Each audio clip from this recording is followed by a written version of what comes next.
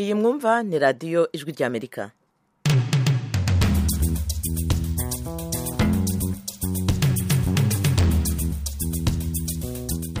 radiyo ijwi ry'Amerika ivugira Washington DC mu Kirundi no mu Kinyarwanda. Muratukurikira kuri FM 104.3 mu Rwanda. Mu Burundi turi ku mirongo migufi shortwave kuri metero 19 na metero 22. Mwadusanga kandi no ku rubuga rwa internet kuri wa3 radio yacu voa.com. Turi no kuri Facebook na YouTube VOA radio yacu. Muri uyu mwanya muri kumwe nanjye Eugenia Mukankusi. Ni ikiganiro muri isanga cyerekeye ubuzima ijwi ry'Amerika ribategurira buri wa gatatu. Ku buhanga bw'ibyuma muri kumwe na Engineer Chang afatanije na Dieudonné Cyubahiro na Nadia Taha. Mudero nomero zanyu kuri Facebook tubahamagare tubaha ijambo mutanga umusanzu muri kiganiro. Ikaze mwese kuri radio yanyu dufatanye kubungabunga ubuzima bwacu n'ubw'abacu mwese muri isanga. Muri isanga ni ikiganiro cy'ijwi ry'Amerika kibanda ku bibazo binyuranye byo mu karere k'ibiyaga bigari bya Afurika. Ikiganiro gitumira abantu bo mu nzego zitandukanye bagasubiza ibibazo by'abakunzi b'ijwi ry'Amerika. Ndi mu ntara ya Muyinga aho bita muri commune Giteranye aho bitatura. Ndi hano Kampala Uganda. Ndi mu gisagara cya Bujumbura. Ni ikiganiro kimara isaha kuva saa 10 kugera saa 11 buri munsi kuva kuwa mbere kugera ku cyumweru. Muri leta ya Colorado leta zunze ubumwe za Amerika. Mbanje kuramutsa abo batumire mwadutumiriye. Nawe turagutumiye. Kurikira ijwi ry'Amerika aho uri hose, haba kuri radio, kuri telefone no kuri mudasobwa. Nawe turagutumiye. Ntuziheze urararitswe buri munsi saa 10.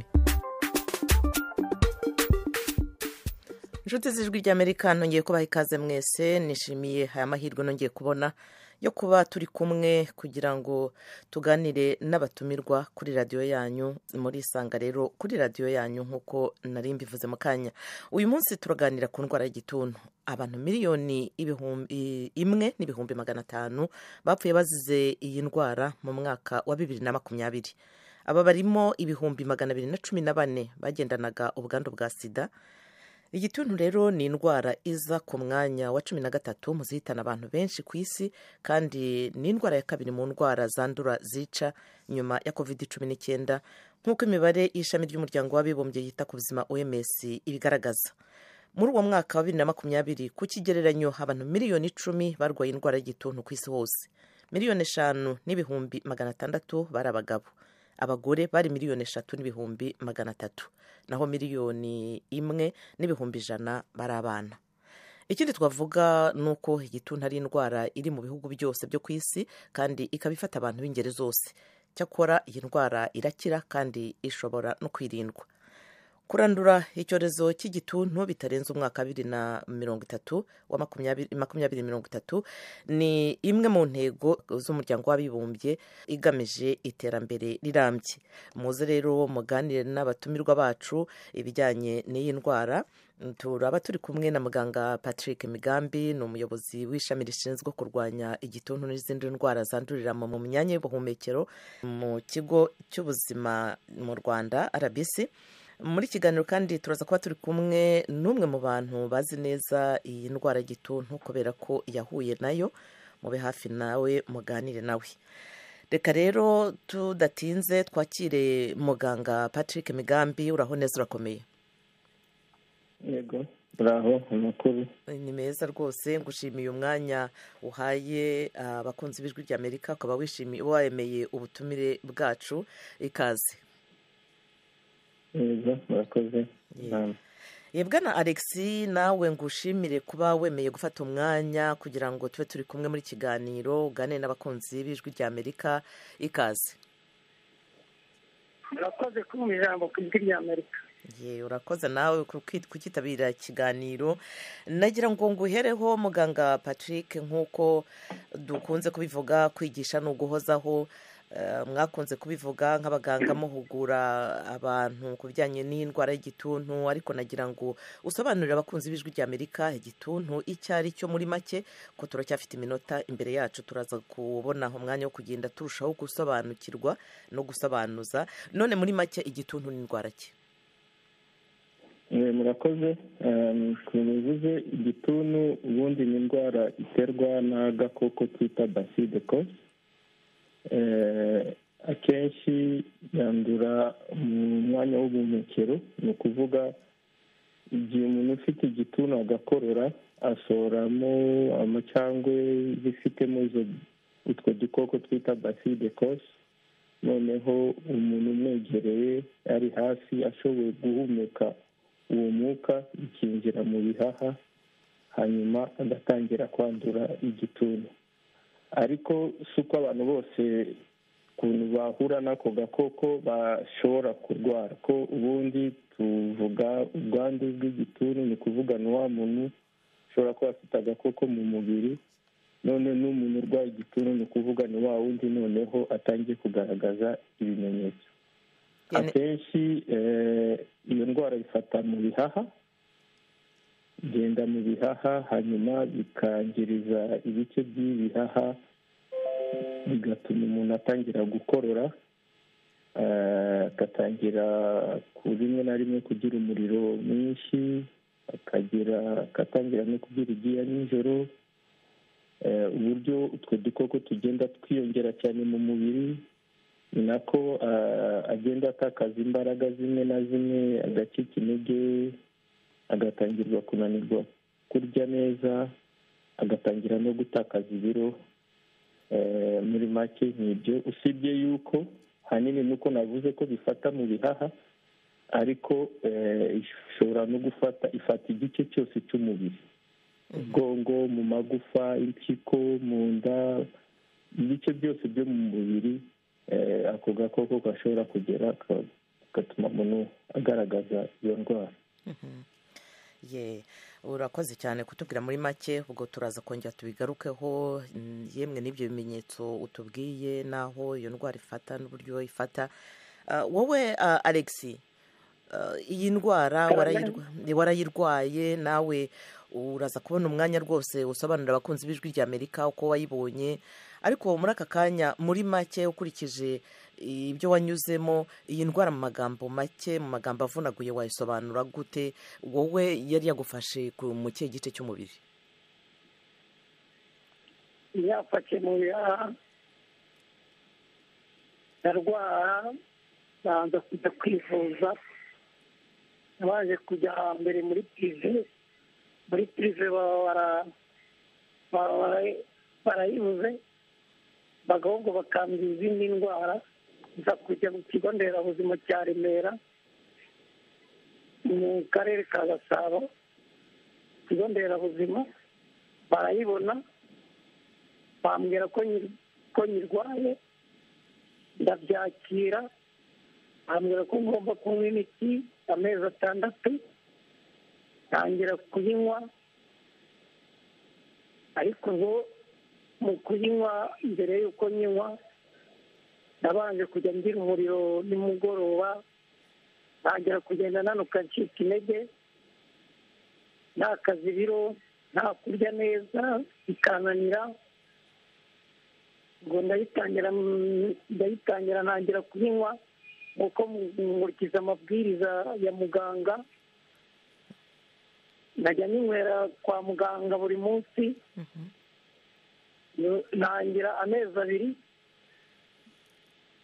ntangira mu byumweru 2, ntangira kuzajya ntangira kurya, umuriro utangira gushyira, n'inkorora itangira gushyira, ntangira kugarura ibiro. Amezi 2 ashize, barongera barampima, basanga ndimo kwiyongera ibiro. Ndakomeza ku mezi 4, barongera ndakomeza bampima ibiro, nkomeza gukurikiza amabwiriza ya muganga. Hageraho bakambwira bati niwoke komerezaho, ndangiza amezi 6. Bari bambwiye, barongera bankorera kontorore, barambwira bati warakize, ugomba kuyihagarika. Icyo nabwira abantu bose, nibabona bamaranye inkorora ibyumweru birenze 2, bajye kwa muganga, iyo ndwara irakira. hari n'abo twayifatanyaga bari bafite agakoko gatera sida nabo bakurikije amabwiriza barakira. ibyo nta mpungenge rero ni abantu rero bakwiriye kwiheba, igituntu kiravurwa kigakira. ubwo ni ubuhamya ntanga, n'ubu mfite intege ndakora akazi kanjye neza, ibyo ndabishimira Imana. yego n'ubuyobozi bwacu bw'igihugu bwita ku barwayi igituntu kandi kivurirwa ubuntu nta kiguzi. ibyo nababwiraga batangaga ubuhamya. urakoze rwose Alex, ugume hafi ubwo kuko iki kiganiro ari igiha umwanya abakunzi b'ijwi rya Amerika kugira ngo basobanuze. ubwo hari abaza kugira ikibazo bakubaza, ugume hafi rero turakomeza mu kanya. ndumva ku murongo wa telefone hari umwe mu bakunzi b'ijwi rya Amerika wifuje kugira icyo avuga, nagira ngo muhe umwanya. ni ari? yego uranyumva neza? ndabumva. wari wifuje kubaza cyangwa gutanga igitekerezo? nari nifuje kubaza. yego. kera twiga mu masekondere ndakije ko nakurikiye ibintu bya biyoloji. two mperuka nyine kwiga, hari umwarimu yari adusobanurira ku bintu by'igituntu ngo mikorobe zitanduza. umuntu ukirwaye mikorobe ngo ziba ziri ahantu mu nguni hehe, ahantu hose ushobora kuba hari utwenge mu nzu, aho ngaho mikorobe ngo zishobora kwihishamo. ese koko usibye ibyo mwarimu ashobora kuba yarasomye mu bitabo, ese koko nibyo izo mikorobe zishobora kwihisha aho ngaho mu nguni ahantu hakonje, zishobora kuba zajyamo nyine nyirizina ku buryo undi muntu utakirwaye ashobora kuba yakirwara? ni ikibazo cyiza. ikindi ngira ngo mbaze, ese abantu bakirwara bitewe n'itabi bo bangana iki? twumva ngo itabi biri mu bintu bituma byanduza igituntu. abarwara igituntu bo banyweye itabi bo bangana gute? ko twabonye iriya mibare, bo bangana iki ku ruhe rugero? uravuga abantu banywa itabi barwaye igituntu cyangwa uburyo umuntu ashobora kurwara igituntu yanyoye itabi? ntabwo ndimo gusobanukirwa. komeza ugume utege amatwi rero, noneho nguhe muganga gusobanurire. Dr Patrick, ikibazo cyari? murakoze. arakoze kubaza ikibazo cyiza. ndabanza mbanze nsobanurire abantu akantu gato. ni ukuvuga ubundi twavuze ko igituntu ni indwara yandurira mu mwuka. noneho hari nk'ibintu bitatu bine bishobora gutuma umuntu agira ibyago kwandura indwara. icya mbere ni ukuvuga igihe umuntu afite indwara, igihe arimo gukorora asohora utwo dukoko. none niba akoroye akaba ari ahantu hafunze, ni ukuvuga mu nzu ahantu hafunze hatarimo amadirishya, umuyaga ushobora kwinjira ugasohoka, utwo dukoko tuguma aho hantu amasaha menshi. noneho aho hantu niba haje undi muntu akinjira ari muzima akanamara igihe kirekire aho hantu, ni ukuvuga yuko ari ahantu harimo utwo dukoko, noneho akomeza kuduhumeka, ni nako yandura.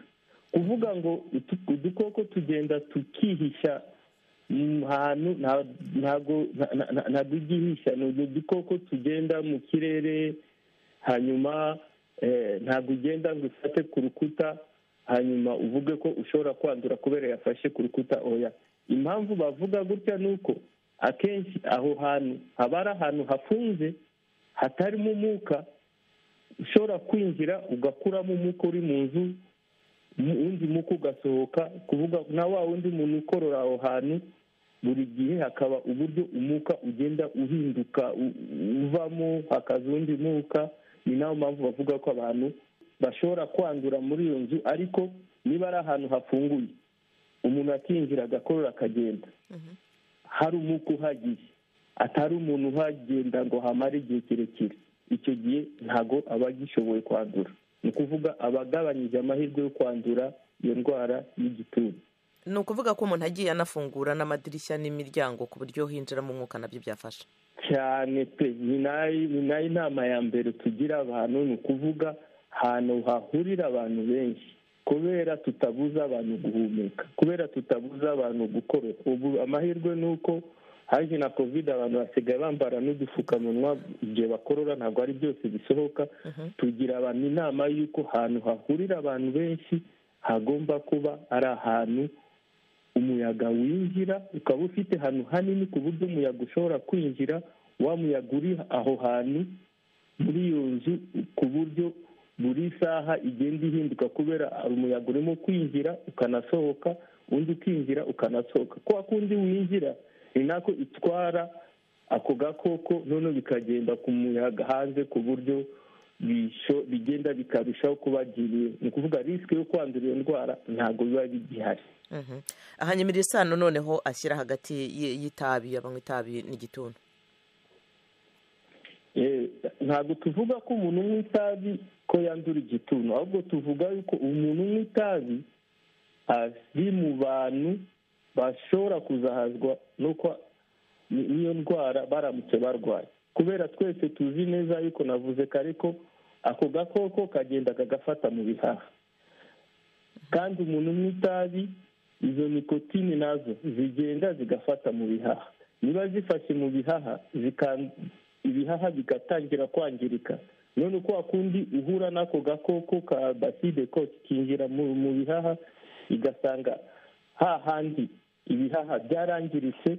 ni ukuvuga n'iyo mbaraga yo gukomeza kurinda indwara bigenda bigabanuka, bibona uburyo bworoshye yo kurushaho kwikuba inshuro nyinshi, noneho ukagaragaza iyo ndwara. Yego, kuko kuvuga ko bose banywa itabi bandura igituntu, barashobora kwandura igituntu bitewe n'uburyo indwara zibageraho, n'uburyo bagenda biexposa ahantu bashobora guhura n'utwo dukoko. Ese n'umubare w'itabi bagenda banywa, ko umubare w'itabi ni nabyo bituma ibihaha birushaho kwangirika. Jean Dodieu Bimenyimana nawe afite ikibazo cyangwa igitekerezo. Turakumva Jean Dodieu. Murakoze cyane. Ibibazo bibiri. Yego. Ikibazo cya mbere nshaka kubaza umutumirwa ko igituntu umuntu ashobora kukivukana. Ikibazo cya kabiri nshaka kubaza niba umuntu avukana igituntu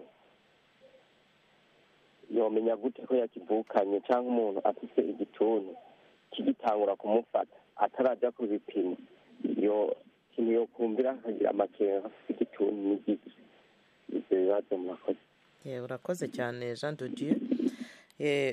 Umuganga Migambi mwamusubiza.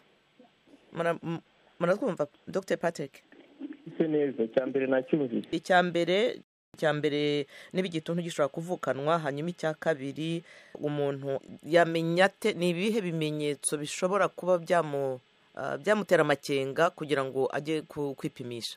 Yego, Jean de Dieu, nta muntu uvukana igituntu ukuntu twabivuze, ariko ushobora kwandura igituntu igihe uri n'injya uramutse uri kumwe n'umwe mu babyeyi bashobora kuba bafite igituntu batazi ko bafite igituntu.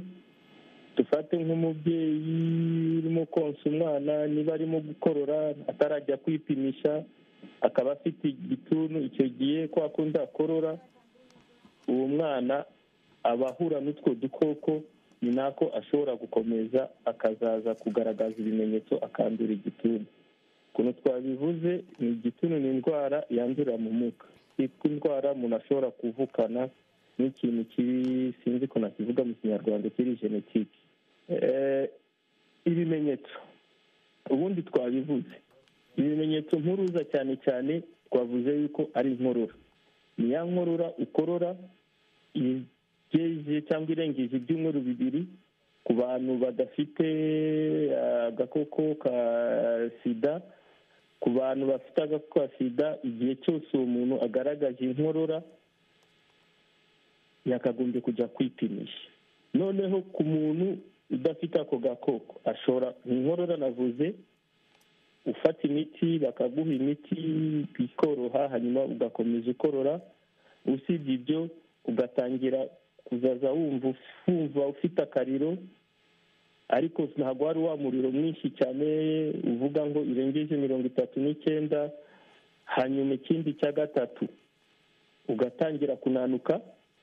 umenya gute se ko wananutse? niyo ya myenda usanzwe wambara, ukabona ahantu wafungiraga umukandara ukabona ugenda wiyongera, ukavuga ko ndimo kurya neza, se kubera iki nkomeza kunanuka? bikanagera ndetse n'ahantu noneho no kurya bigatangira kukunanira. ni ukuvuga icyo gihe uba utangiye kuremba cyane. ariko icy'ingenzi ni inkorora igejeje irengeje ibyumweru 2. muri rusange ni ibyo, cyane cyane ku gituntu gikunda gufata mu bihaha, ko ni nabwo ubwoko, ni naho navuga yuko hejuru ya 85% abantu bakunda kurwara. ariko niko nabivuze, ushobora no kurwara igituntu kidafata mu bihaha. dufate nk'urugero, igituntu gifata mu magufa.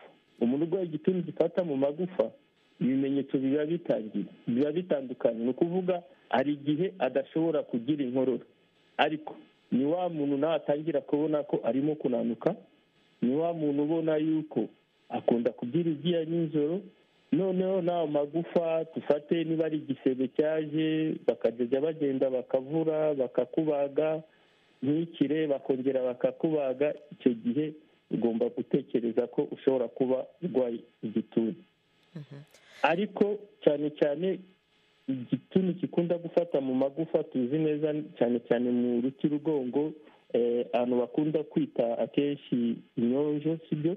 yego. ni ukuvuga ni ako gakoko kaba kinjiye mu magufa, noneho bigahindura uburyo amagufa yakagombye kumera. noneho amagufa agatangira guhinduka, noneho ukabona umuntu atangiye kubyimba. abantu benshi batangira gutekereza ari amarozi, ariko igihe cyose umuntu aba afite ibyo bimenyetso, ni byiza yuko yajya kwa muganga bakareba, bakamucisha mu cyuma, hanyuma basanze ko bishobora kuba bitewe n'ako gakoko bakamuha imiti agakira. umuntu urwaye, dufate nk'urugero, umuntu urwaye tuvuge igituntu gifata no mu mara, icyo gihe uba ufite ibimenyetso bitandukanye. ariko bya bimenyetso nakubwiye cyane cyane cyo kunanuka, cyo kugira umuriro udashyira, hanyuma bikazana noneho n'ibimenyetso aho indwara ihari. niba ari mu nda ugatangira kubabara cyane, ukaribwa cyane, ukagenda kwa muganga bakabanza kukwandikira imiti, hanyuma bagucishije mu cyuma bakaza kubona yuko ko ushobora kuba urwaye iyo ndwara y'igituntu gifata mu mara.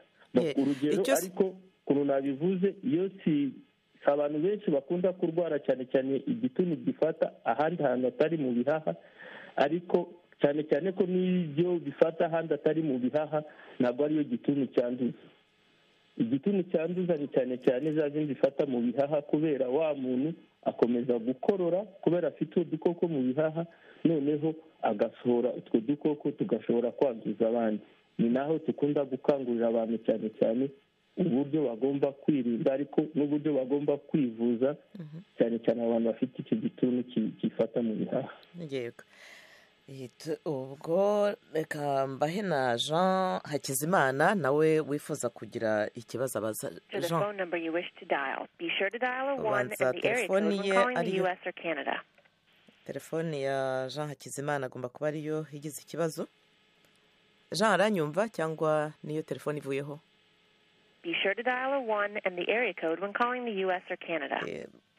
mutwihanganire, telefone zaratuvangiye. ariko muganga Patrick, hari aho mwari muvuze igituntu cyo mu magufa buriya ntigishobora kuba cyagaragaza, tuvuge nk'iyo nyonjo, bitinze ku buryo umuntu cyaba kimaze kumugeza kure? akenshi ukuntu nabivuze, bigaragara umuntu amaze kugaragaza ko afite inyonjo, ariko ikiza ni uko aramutse abibonye bakagenda bagasanga ko ariyo itera ihindura amagufa ye, bakamushyira ku miti, nyuma y'igihe byongera, ntabwo birushaho kongera gukomera cyane, byongera amagufa yongera gusubirana, hanyuma cyane cyane mu bantu bagifite imyaka yo gukura, byongera bigasubirana neza, ukabona ko ari ibintu byahindutse, noneho agatangira gukura neza. ariko ikibazo abantu benshi bakunda guhura nacyo ni uko bajya kwivuza byaratinze cyane, ugasanga ni nayo mpamvu, cyangwa bamwe na bamwe ntibashobore no kwivuza. ntabwo tuvuze yuko ko inyenzi yose ishobora guterwa n'igituntu, ariko nyinshi kuri izo ujye ukareba impamvu, akenshi ushobora gusanga ari igituntu cyabiteye, hanyuma umuntu ntabashe kwivuza, bigakomeza agize amahirwe ntagire ingaruka yo gupfa, ariko agakomeza kubaho gutya. ariko aramutse yivuje hakiri kare birahinduka, ntabwo birushaho gukomeza kwangirika ayo magufa, hanyuma ukabona ashobora kudasubirayo neza bitewe n'igihe babona iyo ndwara. bamwe niba babibona hakiri kare birakira pe, hanyuma amagufa akongera gusubira guterana mu murongo neza, ukanakura neza nta kibazo. yego. Jean Hakizimana ngo arabonetse ku murongo wa telefone, reka noneho tumwakire. yego. yego turakumva. nari mfite ikibazo gitonya cyane. yego. ikibazo nagomba kubabaza, none umuntu arwaye igituntu yashobora gucibwa mu minsi ingana gute, cyangwa yashobora kwanduza ku rugero rungana gute? ko twumvise yuko mu mwaka w'ibihumbi 2020 uba hapfuye abantu barenze cyane bashika 1,500,000. umuntu arwaye igituntu yakwanduza ku rugero rungana iki? muganga Patrick, wabyumvise ibibazo? nanjye ntabwo nacyumvise neza. icya mbere nacyumvise, icya kabiri wasubiramo muri makeya ikibazo cyawe Jean? ikibazo narifise uko tubona igituntu cyica, mwavuze yuko mu 2020 cisha abantu benshi cyane barenga 1,500,000. coba canduza ku rugero rungana gute ku munsi? hanyuma umuntu yosha gucikingira gute kwikingira igituntu?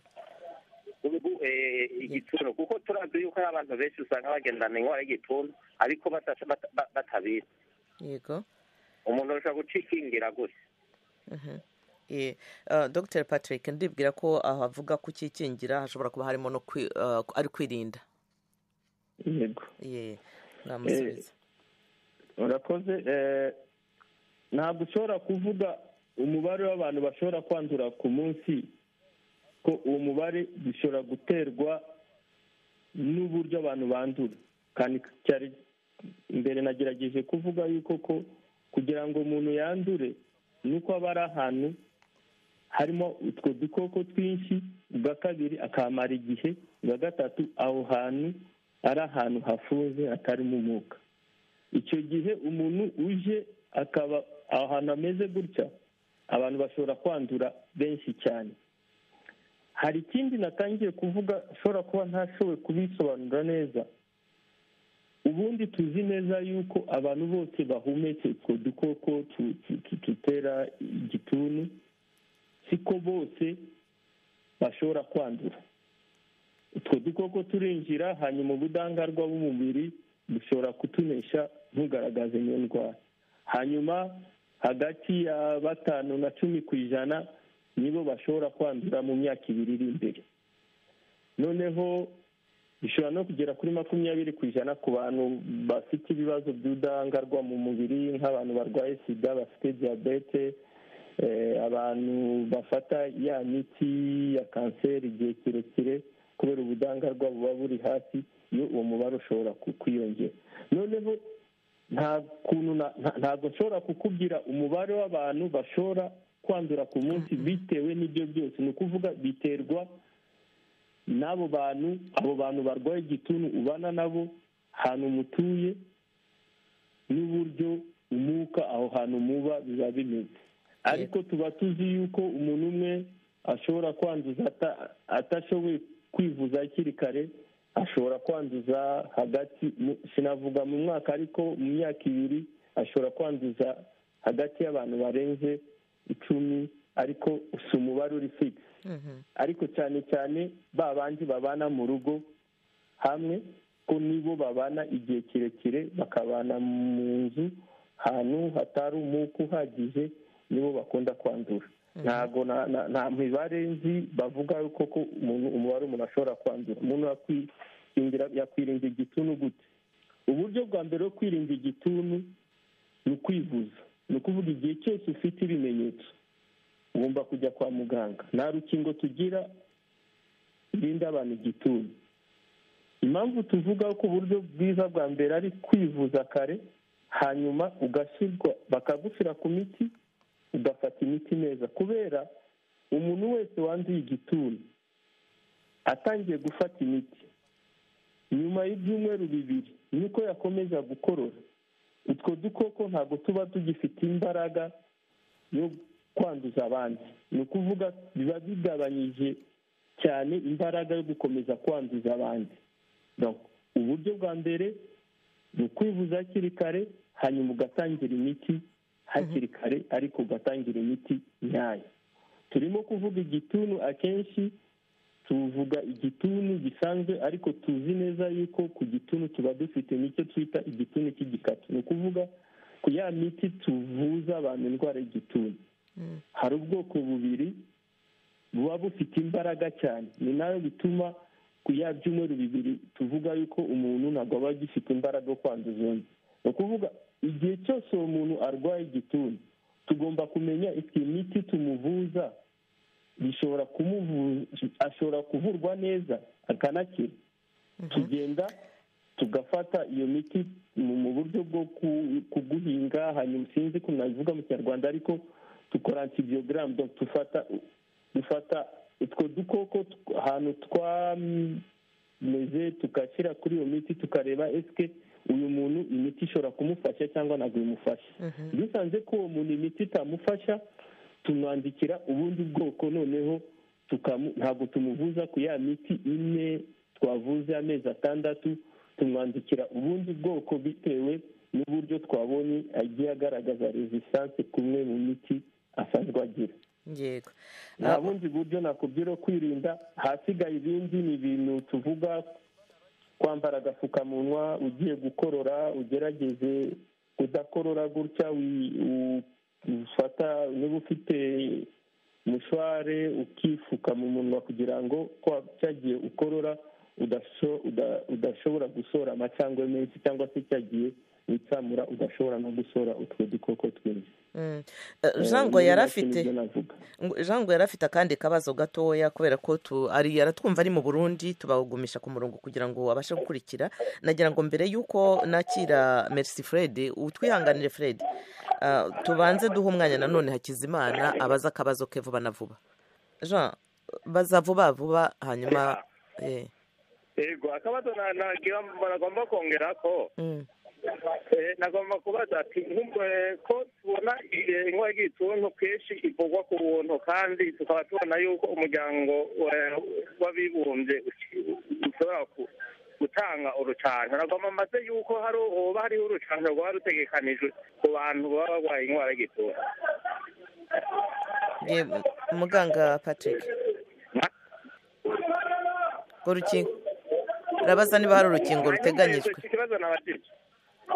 Urabaza, ariko hari urusaku inyuma yawe. Jya ahantu hatekanye. Hari urusaku ndumva. Muganga Patrick, ndetse neza yambajije niba hari urukingo rw'indwara y'igituntu, niba bashobora gukingira. Kugeza ubu nta rukingo dufite dutanga kugira ngo ikingire indwara y'igituntu. Urukingo dutanga cyane cyane ku bana igihe bavuka, ariko ntabwo ibasha kubarinda kutandura igituntu. Akenshi ibarinda kutandura ubwoko bukomeye, cyane cyane tuvuga gufata mu bwongo, bukunda kuzaza abana cyane cyane. nibwo rukingo dufite. Baracyakora igeragezwa yo kureba urwo rukingo ni gute bashobora kongeramo imbaraga, bakareba n'ibishobora no kurinda abantu bakuru, ariko kugeza ubu nta rukingo ruraboneka. Jean, wari ubajije ngo bijyanye n'uko abantu bashobora kuvurwa ku buntu, ntabwo nasobanukiwe neza uko ikibazo giteye.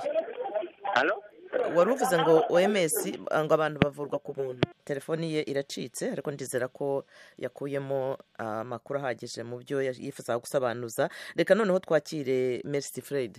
Uranyumva? Oui. Ndi gukumva. Ariko aya mazina asa niyo yawe? Ndavuze nta mazina. Okay. Bo akabazo nari mfite impungenge nyine nako nyine iyo umuntu yamaze kurwara igituntu nyine ari gufata imiti wenda kuba yakwikurana n'abantu nyine yumvise nyine gakeya nyine igisubizo bampaye nyine naho kabazo umuntu yibazaga nyine niba umuntu ari nubwo kwikurana n'abantu nyine urwaye igituntu ari gufata imiti niba utahita ucandura nyine ako ni akabazo nari mfite ariko ndumva bampaye ibisobanuro nabyumvise reka niba hari ibindi wenda yajya yirinda n'abo bantu nyine nta kibazo rwose ukomeza ubwo utega amatwi ubwo n'ibindi bisubizo biragenda biza buhoro buhoro. Urakoze cyane. Reka tubaze Alex wahuye n'indwara y'igituntu. Iyo hari ibimenyetso twakomeje kumva, hari uburyo umuntu yivuza hakiri kare. Watubwiye ko mu byumweru 2 rwose wari watangiye kugarura agatege. Ni ukubera ko wari wakurikije inama abaganga bari bakugiriye byatumye byihuta muri icyo gihe wivuzaga? Nta muntu wo mu muryango waba yaragize ibyago byo kwandura? Byari bimeze bite? maze kumenya ko ndwaye nakurikije inama za muganga, yari yambwiye inama ngomba gukoresha, nkafata isahani yanjye, nkafata igikombe cyanjye nkweramo, ntangira kugarura ibiro nyine. Uko yabimbwiye indwara itangira kugenda igabanuka. Nta muntu n'umwe mu muryango yigeze nanduza kandi nakirwaye muri 2020 kugeza 2022 nta kindi kibazo. Nuko ni byiza. Hanyuma muganga Migambi, iyi ndwara y'igituntu ihagaze ite mu Rwanda mukurikije imibare mubona y'abaza babagana bayirwaye? Iriyongera, iragabanuka, byifashe gute? Imibare dufite ubundi mbere ya covid twabonaga abarwayi bagera kuri 5,800 800 gutya buri mwaka barwaye igituntu. Ariko iyi myaka 2 ishize twagiye tubona umubare ugabanuka ku buryo mu mwaka w'2020 twashoboye kubona abantu 5,600. hanyuma uyu mwaka ushize naho tubona abantu bagera hafi kuri 5,300 gutya. Ariko mu busanzwe umubare ugenda ugabanuka, ariko ntabwo ugenda ugabanuka ku buryo twagiye tubona muri iyi myaka 2 ishize cyane cyane.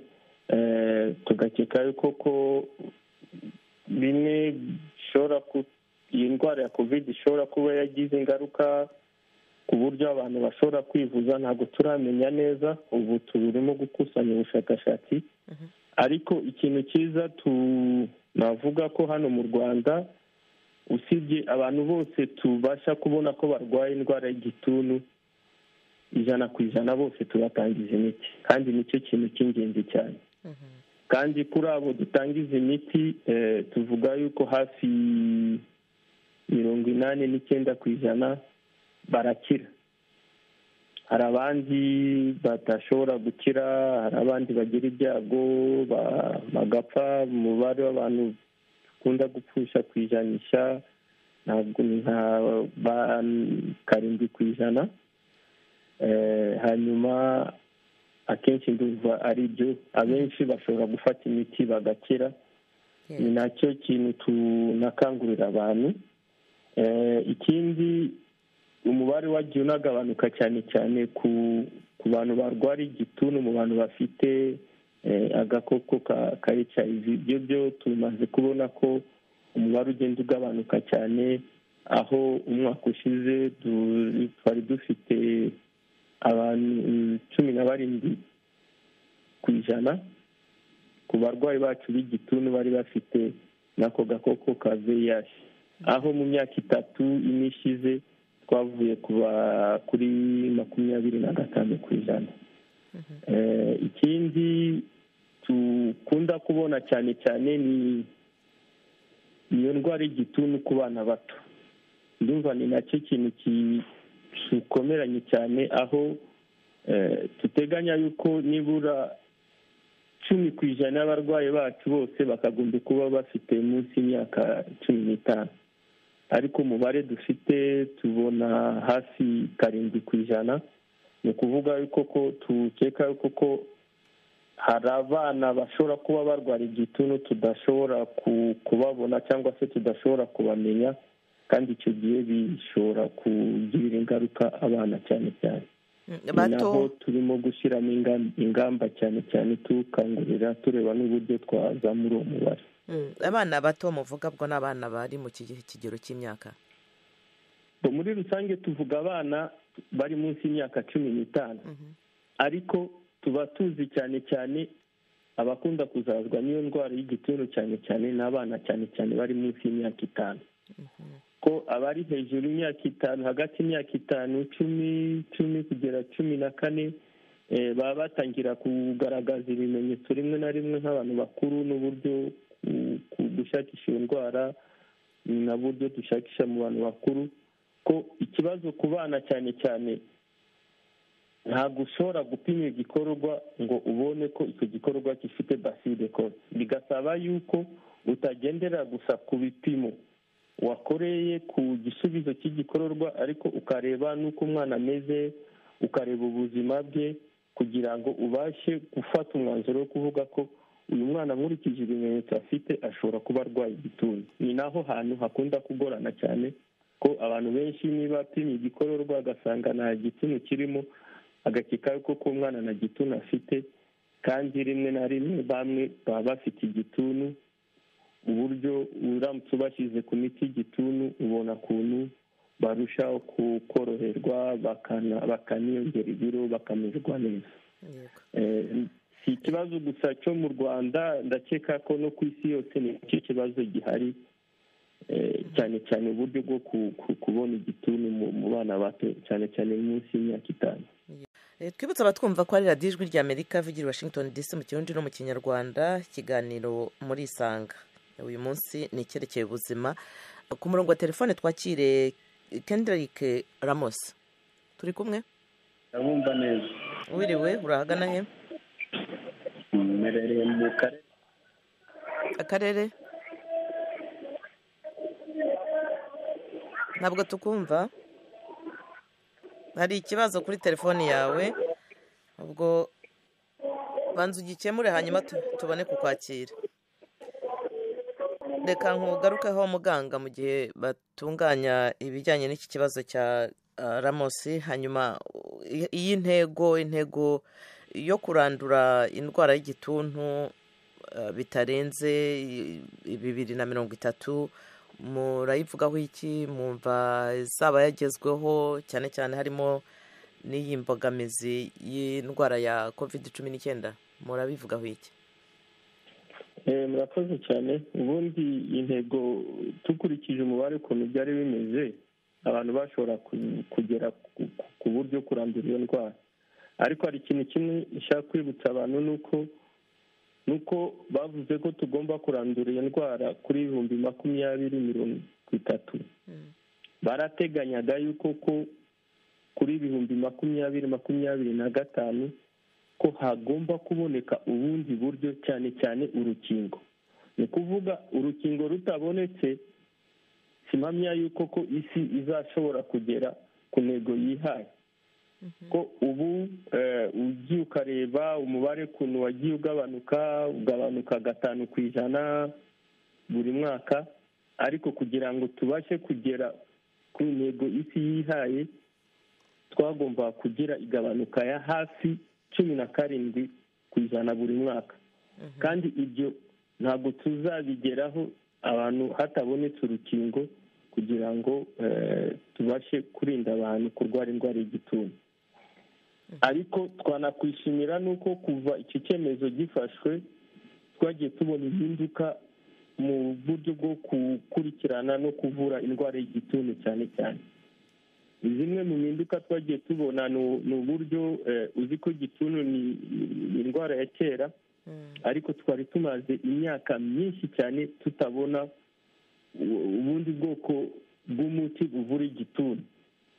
Ariko mu myaka 10 ishize dushobora kuvuga ko habonetse ubundi bwoko bw'imiti buvura igituntu bugera nko kuri 5 cyangwa 6. Kandi mu myaka ibanziriza imyaka 10 ishize mbere twari dufite imiti abantu bavumbuye kuva kuri za 70, 45 na 6, 1960. Ni ukuvuga twayikoresheje imyaka myinshi cyane hataboneka indi miti. Kandi ugereranije n'izindi ndwara, ugereranije nka HIV, izo buri myaka 2-3 hagenda haboneka ubundi bwoko bw'umuti bufite imbaraga cyane yo kuvura iyo ndwara. Icyo bituma tugira icyizere y'uko n'urwo rukingo hari ubushakashatsi burimo gukorwa ku buryo tufite icyizere y'uko mu myaka 3 iri imbere hashobora kuboneka urukingo ruzadufasha kurenza iyo ndwara y'igituntu. Cyane cyane ko tugende na experience twabonye kuri covid, uburyo bw'urukingo bakoresheje tekinoloji y'izi za mRNA. Turakeka yuko bizafasha cyane kwihutisha ubushakashatsi kandi ukazaboneka. Urukingo rubonetse tuzagera ku ntego isi yihaye, ariko urukingo rutabonetse ntabwo tuzagera ku ntego y'isi. Kandi n'umuryango w'ubumbyi OMS nabyo nibyo bintu bakomeza kuvuga bakangurira abashakashatsi koko ni uko bashyiramo imbaraga ku miti, ariko bashyiramo n'imbaraga yo kubona urukingo. Yego, reka twizere ko ruzaboneka vuba. Ngaruke kuri Alex, nk'uko Patrick muganga mumaze kubitubwira, hari ibyo abaganga cyangwa se urwego rw'ubuvuzi rukora kugira ngo haboneke imiti, kandi koko yarabonetse, yanatumye na Alex akira vuba.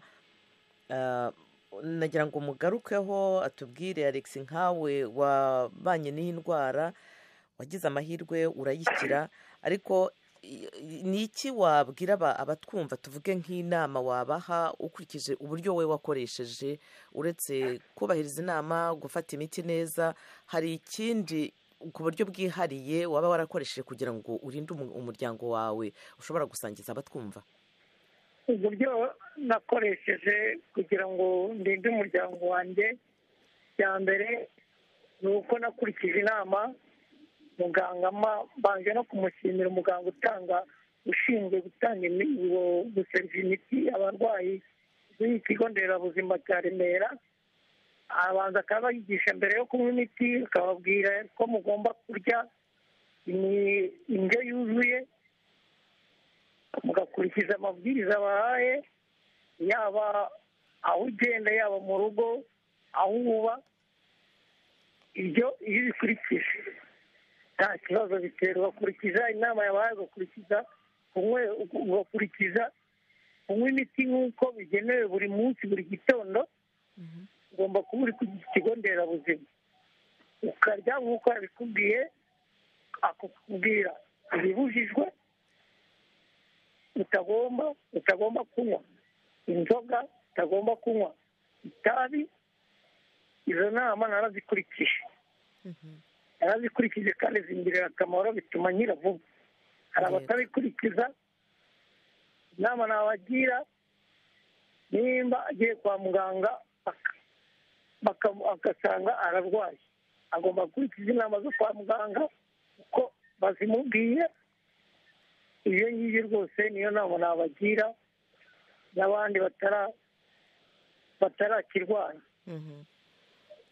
Inama nabagira cyane cyane, abenshi hari abandurira igituntu muri bamwe basangira ku muheha ku wundi. Wenda mu Rwanda byaracitse ko bibora, kuko ngenda mu mujyi wa Kigali, biriya nabyo byo gusangirira ku muheha kenshi abantu bandurira indwara. Ibyo byarandinze, biranandira, kuko umuntu iyo yafashwe n'indwara y'igituntu ibihaha bicika intege, ko njye nanakirwaye no mu gihe cya kovide byari ibintu ku buryo niyo yari kumfata nabyo barabitwigishaga ati mwirinde kovide igeze ku muntu ufite ikibazo ku bihaha kuyita imuhitana vuba. inama nabagira rero igituntu kiravurwa kigakira iyo ukurikije inama ya muganga. ndashimira n'ubuyobozi bw'igihugu cyacu butwitaho, kandi igituntu kivurirwa ubuntu, ntabwo tugomba kugira impungenge. nibyo nabagiraho inama. yego, ubu mu bihaha wumva umeze ute? nta kibazo afite kuko ngewe nkora akazi nkora akazi ka meneziye ko bita ububaji. ubu nta kibazo ndagakora neza, nta kayi wenda ndwara ka giripe bisanzwe nk'abandi muri rusange. nta kibazo ngira rwose, nta kibazo nari nagira kuva nakira. waba ukeka ko waba waranduriye muri ubwo bubaji? hari umukungugu wagutumukiragaho? n'umukungugu akenshi urayanduza, ariko burya kuba uyirimo murye neza. ubundi biba bitegekwa ko nimba unagakora kubera umukungugu w'imashini zitumuka, uba ugomba byibuza kunywa litiro byibuza nkeya y'amata. hari igihe ubyanduriramo cyandurira amata. amazi se? wenda n'amazi? amazi n'amata. yego. hari abatabikozwa rero wenda kumva ko n'indi icyaka kinishe ari ukuruhukira ku nzoga. ntabwo aba ari ukwiyangira. yego. kuko iya nazo zica umubiri intege, bigatuma indwara zose zikuyoboka. urakoze cyane. reka twakire Gateretse Christophe, nawe nk'umukunzi w'ijwi rya Amerika nawe agira icyo avuga. Christophe. urahagana he? yenda aha i Bujumbura. yego, ikibazo cyangwa igitekerezo? inyana ufita n'ikibazo n'igitekerezo cyobamo cyose. yego, nyarutse. ikomeye mu bisanzwe ko turi guheza nk'indwara y'igituntu kumwe niyo bimeze. halo?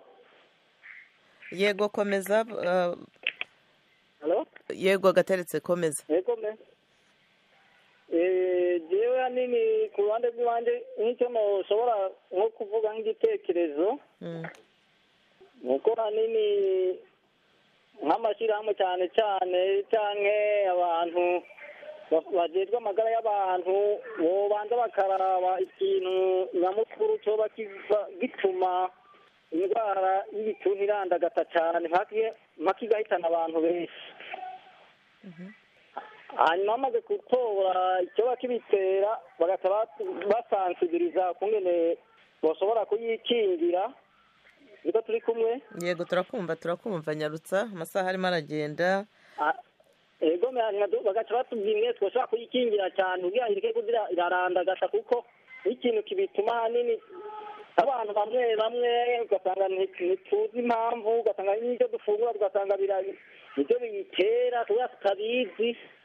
ibyo bintu rero bofata nk'abantu baba bagezwe amagara y'abantu bakabyigisha bakabigisha no ku maradiyo abantu abo ari bo bose, ndetse no mu bitabo bikandikwa bashobora kubisoma bakabyisomera, kuko hariho benshi banyotewe kungene bashobora kwikingira icyo kiza kitaranabafata, ariko ugasanga atabafashe kutamenya.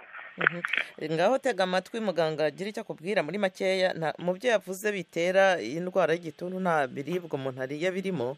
muri makeya reka agira icyo avuga ku gitekerezo cyawe. urakoze cyane, buguma ku murongo. umuganga Patrick, hari icyo mwabwira uyu muvandimwe? urakoze Christophe. ukuntu twabivuze, indwara y'igituntu ni rimwe na rimwe ntabwo biba byoroshye kugira ngo umuntu avuge, bitandukanye n'izindi ndwara nka malariya bakakubwira uryame mu nzitiramibu ntabwo ushobora kwandura malariya.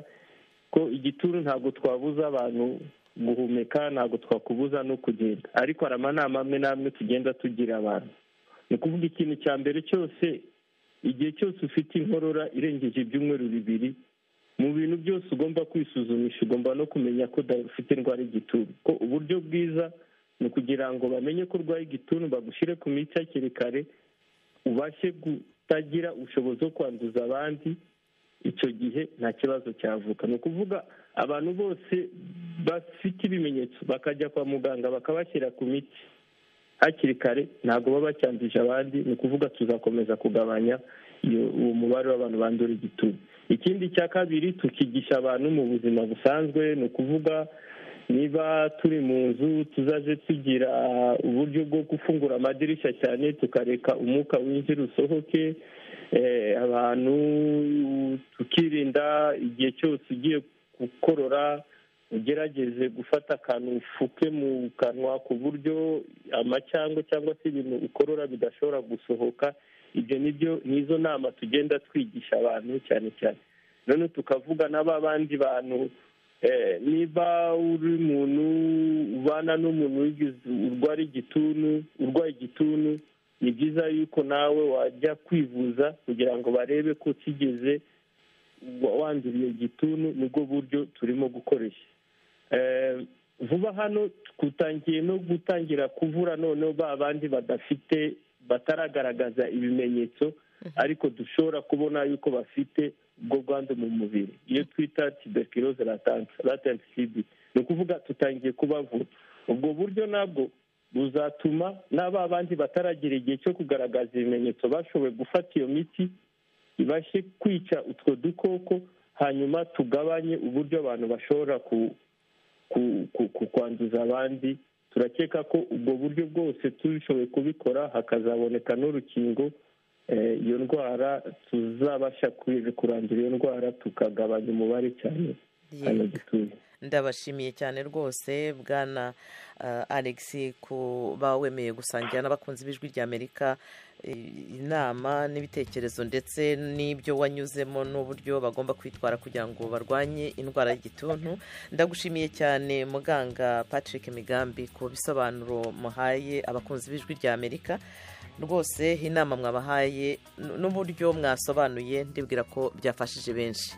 Ndashimira rero abamfashe ku buhanga bw'ibyuma, Chang Dieudonné na Nadia Taha. Mwakoze cyane, mwakoze abatubajije ibibazo n'abatanze inama.